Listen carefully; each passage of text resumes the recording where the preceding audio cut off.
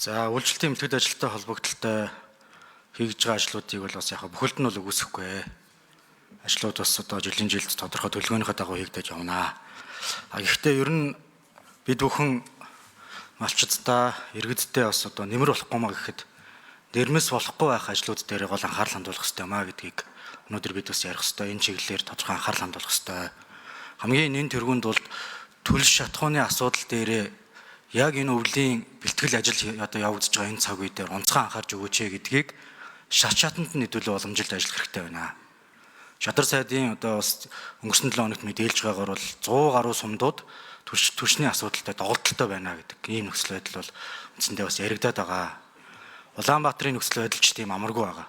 Сайд нь өөр мэдээлэл хийгээд яг сум орнууд дээр очиод ингээ харахаар үндсэндээ одоо түвшний асуудлаас болоод юмаа бэлдэж чадахгүй юм нөхцөл байдал бол бочноо.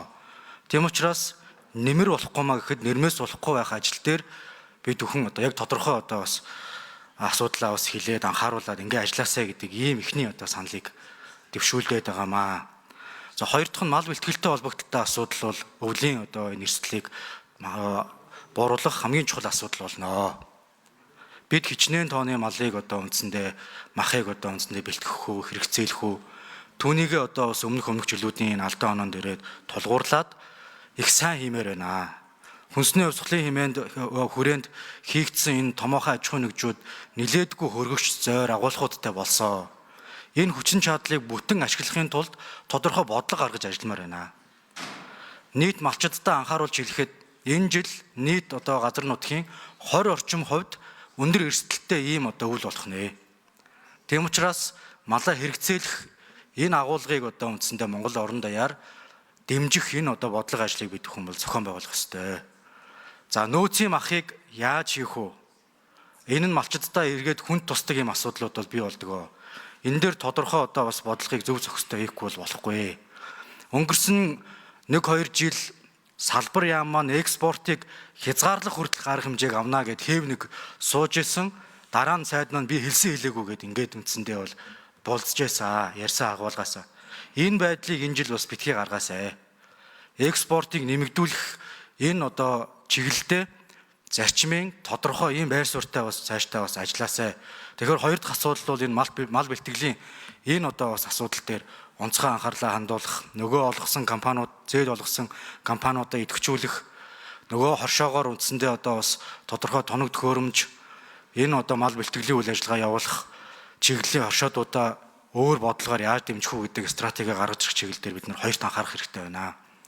Тэжээл бэлтгэлийн гол ажлууд зарим талдаа илүүддэг, зарим талдаа үндсэндээ дутагддаг, газар зүүн байршил, тээвэртэй холбогдлолтойгоор үнийн өсөлтүүд бий болдог.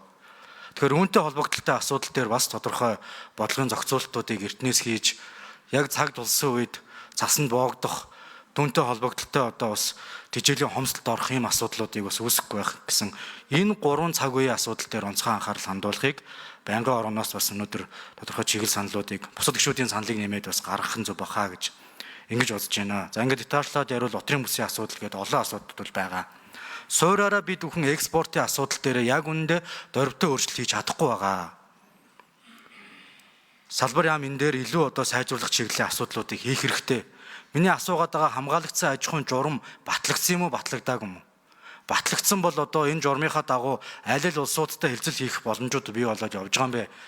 Амьд малын худалдаагаа илүү сайжруулах ямар одоо хүсэлтүүдийг бид нэр тавьсан, ямар уулзалтууд хийгдсэн? За гишүүдээс